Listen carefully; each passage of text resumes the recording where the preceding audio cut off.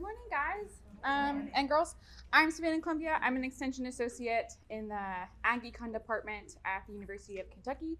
And over the last year, I've done a little bit of dabbling in the cut flower world. So I came to present on evaluating the profitability of different sales channels. Cool. Okay. So a little agenda for us today. We're going to do a little introduction, what we know, where to sell, things to think about, a little bit on pricing, some resources, and a small summary.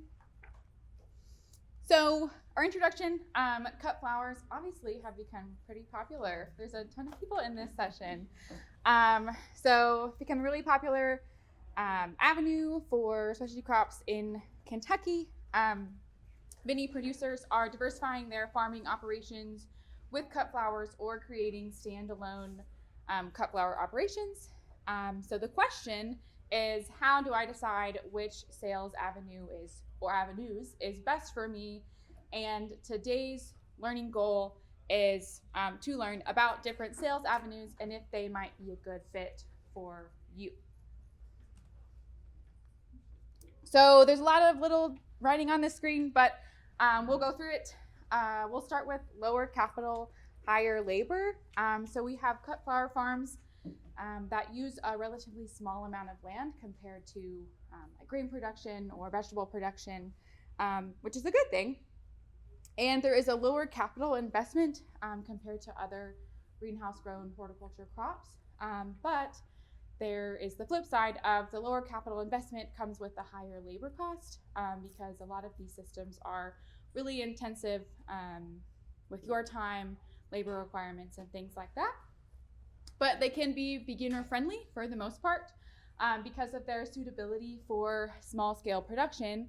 Cut flowers can be a great addition to your existing farm operation and diversification. And they're also suitable for beginning farmers and with their potential for high returns for the relatively small amount of land area used. But even though they're beginner friendly, don't forget to do your homework. This means maybe seeing who else is in your area that's doing cut flowers that you can learn stuff from, which varieties you want to use, attending today's sessions. Great piece of homework to do. But getting to know your market, your customers, what you want to do with your farm, it's a great place to start. And then on the right side, filling the need. Local cut flowers can replace varieties that are hard to ship overseas. We all know that like 80% or more of our flowers sold in grocery stores and wholesale and things like that come from overseas, but they can't ship specific varieties like dahlias, lilies, snapdragons are just some ones I mentioned, but some harder to ship varieties. Our local cut flowers can easily fill that void. And they can fill the need for local products that are wanted by consumers. We've seen since 2020 that consumers are interested in local fruit, local vegetables, local meat, eggs, cheese, all of these things. Well, they're also interested in local flowers. So just another thing that we can provide to consumers. And lastly, you will most likely have more than one sales outlet that will fill the needs of different sets of consumers. I'm gonna take a small drink. So where to sell? I'm going to go through some different sales avenues and talk about a few pros and cons. This isn't like the end-all be-all list, just a short overview in my short time with you all today on some different places to sell. But I wanted to maybe start out with a quick poll of hands. Who is maybe selling at the farmer's market? Go raise your hand. Any CSA or bouquet subscriptions? What about weddings? Anybody doing anything with weddings? Cool. So we have, or like selling to florists. We have a really diverse crowd in here, which is cool. Or beginners that aren't selling yet but want to. Yeah, awesome. Okay, so we'll start with the farmer's market. And I know this writing is a little small, and I think these will be available after the conference. But like I've said, cut flowers can be profitable as a standalone farmers market booth, or they can complement and add beauty to your farmers market stand. A lot of people, they go to the farmers market, they want their local product. They see you have either your standalone farm stand, like flowers are so beautiful, they want that in their home. And they're already going to the farmers market, easy way to capture that crowd. Farmers markets often have a low barriers to entry, so they're not super hard to get into, but they can require a weekly or more commitment.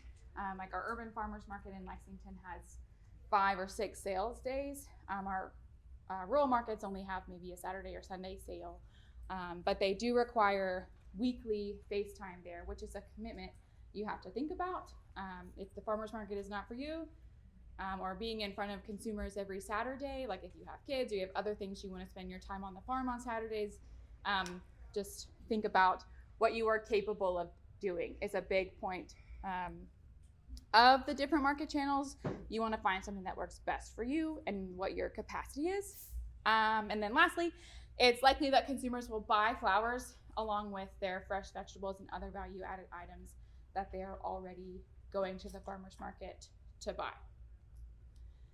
And then we have CSA or bouquet subscription. A lot of people are calling it a bouquet subscription because we've learned that CSA makes sense to a lot of us as farmers, technical assistance providers, but when I say CSA to someone who doesn't know agriculture, they're like, what is that acronym? But community supported agriculture, but bouquet subscription can be an easy thing that consumers understand, like bouquet subscription, easy. But selling a subscription sells more than just one bouquet. So if you go to the farmer's market, you're gonna sell one bouquet or more, maybe to one consumer. But if you're selling a subscription, you're gonna be selling bouquets over 4 weeks, a season, more than one transaction, which can be a good thing. And oftentimes you have upfront payment with bouquet subscription, so you have some money you can use on the front end. And you have some freedom on how often you want to make your subscriptions, whether that's like a spring, summer, fall set or 4 weeks, 8-week subscriptions. I've even seen like 2-week subscriptions. That might be a little much for me to handle planning wise, but that's something you have to think about, how often you want to plan out your subscription timeframes. But reselling your subscription takes planning and effort like all of the other market channels. So even if you're selling, a subscription to a consumer for a whole season, you still have to maybe resell that subscription or continue to get that consumer engaged maybe for the summer subscription or the fall subscription. So it still takes work, but you might not be at the farmer's market every Saturday. So on farm or you pick, this brings the consumer to your farm, which can be a great way to promote your flowers, help the consumer see your farm, and help the consumers connect with you. The on-farm experience can create customer loyalty. I know I've gone to like a workshop that was at a cut flower farm, and I was like, oh, like I might want to buy something from this farm because I think their farm is beautiful and they take such good care of it, and I heard the story of their farm. It can create this customer loyalty, which in turn equals more purchases from that customer. And then some consumers want the experience of a U-pick, but that can come with added stress. We heard a little bit earlier about all the things that you have to kind of take care of to have a U-pick. And if you don't want people maybe on your farms, there's a lot of cleanup. So there's always gonna be positives and negatives to each of these sales channels, but you just have to think about like what you're willing to do and what works best for you. We have bridal design, whether you're creating the arrangements yourself or just providing them to a designer for a wedding. This can bring a price premium for your product. I know a lot of people maybe who have gotten married are like, this cake that says wedding cake is 10 times more expensive than like regular cakes. But it just comes with the price premium that comes with weddings. But local flowers are fresher and are of better quality. And some brides might be interested in just like, I want local flowers at my wedding, but they also might be able to realize the freshness and better quality that comes with these flowers, so they're going to be willing to pay that premium if it fits in their budget. And then we have florist or wholesale, which can have some barriers to get in, but local growers can supply the varieties that don't ship well, so that's a way for them to get in. And florists often understand the higher quality that comes with local flowers, and they're willing to pay for it. We can see that in the varieties that are hard to ship, but also creating that relationship with them can help portray your quality, which will in turn help them be willing to pay for it. And then these buyers are a little more particular about color, stem length, and uniformity compared to people that are buying bouquets at the farmer's market. They don't necessarily care that all your stems aren't the same length, or these aren't the same color. There's a lot of planning that goes into selling to a florist or wholesale compared to selling at the farmer's market and things like that, just with color, stem length, and uniformity that they kind of require. So next we'll go on to things to think about when deciding on your sales avenues. So then things to keep in mind: growers must maximize production and labor capacity, because we know cut flowers are labor intensive, while finding a marketing strategy that ensures all product is sold at peak freshness. Selling at peak freshness will ensure that customers are happy with your product and they keep getting the same great quality. But it's a really hard, or not, I shouldn't say hard, but it's a tipping scale to maximize your production and labor while providing peak freshness of your flowers. So it takes a little time to figure that out for you as a grower, and it can also take a little bit of time to figure out which marketing avenue works best for you. You might try the farmer's market and you might not like it. You might try a CSA or bouquet subscription, or starting a U-pick. I didn't have a slide about workshops, but workshops can be a great complementary event to have on your farm that will bring consumers to your farm and can create connections and publicity about your farm. But workshops might not be a thing that you want to invest time and money into. So you just have to figure out what kind of works best for you and what you're capable of doing with your time and on your farm, along with all the other things that you're doing in your life. But you will also most likely, and probably should, have more than one sales outlet, just in case one of the sales outlets doesn't work for you. You need to have a backup plan. You can't just only depend on the farmer's market to kind of diversify your marketing plan. And one thing I'll mention is that the market for cut flowers can change as consumer preferences change, but flowers are viewed as an affordable luxury by many consumers.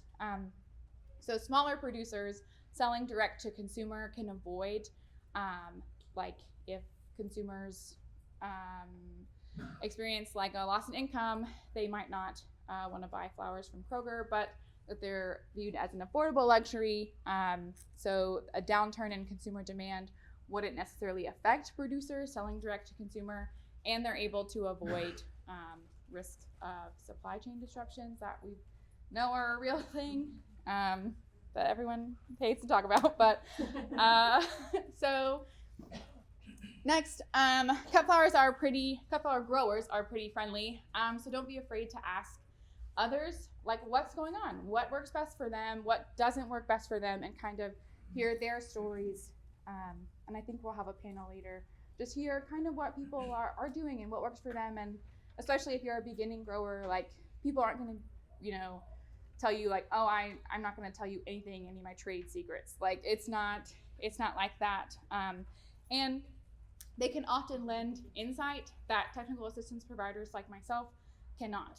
I'm not selling at the farmer's market. The cut flower growers have a little bit more insight than I would, because they're the ones actually doing the work. But just all in all, don't be afraid to ask your neighbor, ask people in your community what they're doing, because oftentimes they're willing to share and help you out, because like they maybe someone helped them out when they were just starting, and things like that. And then be realistic about what you can and cannot commit to when it comes to different sales channels. I've talked about this a little bit, but a marketing plan can't be based on something that you cannot attain. So just to keep capacity in mind. Pricing is a large part of profitability. I'm not going to dive really deep into pricing, but it is a huge piece of your flower operation. And a few things to remember is to not undercut yourself or other growers. You spend your time, your money, inputs, labor, a lot of stuff, design into your cut flowers.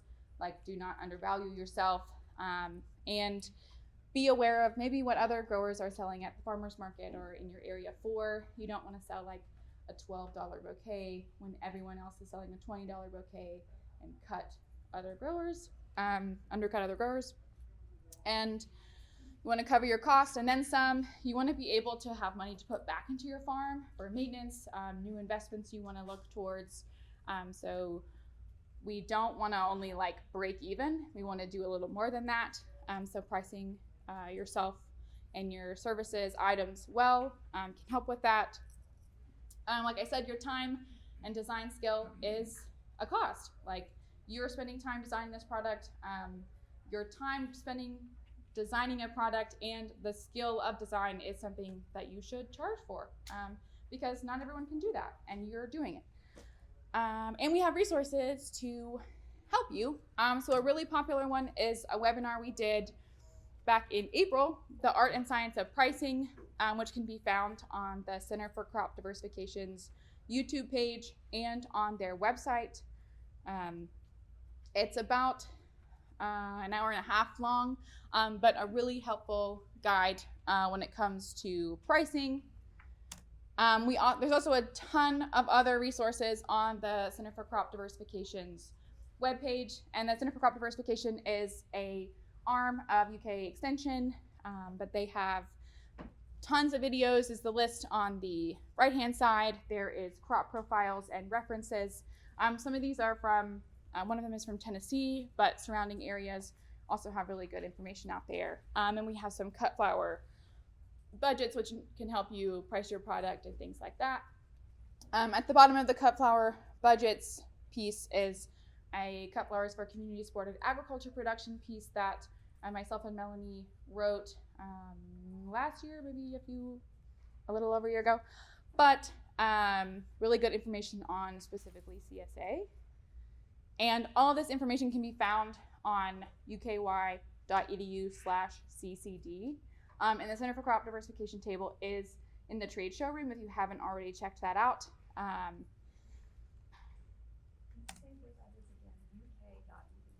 Yes, so it's uky.edu. Sorry, I should have had it on the screen.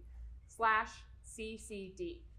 So very short, but yeah, uky.edu/CCD. And outside of cut flowers, there's a ton of information about all other specialty crops, budgets, market profiles on like 20 or so other crops. So other stuff on that website besides cut flowers that you also might be interested in. So check it out. In summary, I hope you learned at least one market channel that could be profitable for you. And if you have any questions or want to share, maybe you could share like something that is working for you. You want to share with the group. I don't know, we have like 8 minutes. So, and this is my contact information.